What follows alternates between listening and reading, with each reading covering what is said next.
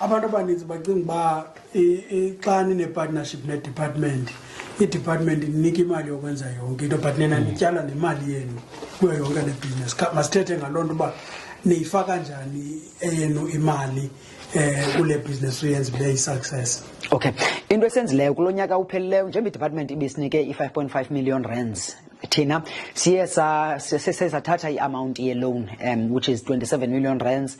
Then lo 27 million rands ke ngusadibanisa nala 5.5 million rands yasithatha kule nto senzayo yosibeka phaa ku-33 million rands.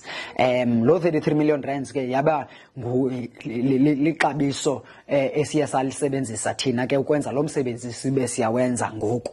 But njengoba sithetha ke naloo nto, xa ujonga loo nto ayibiyo loo nto kuphela, because iphinde ibuye i-department depending ubana uba ibuya kanjani. Umzekelo, kuba besebenza kangaka noDelrado wabuya wasinika icingo elingu-25 kilometers le 4 million rands.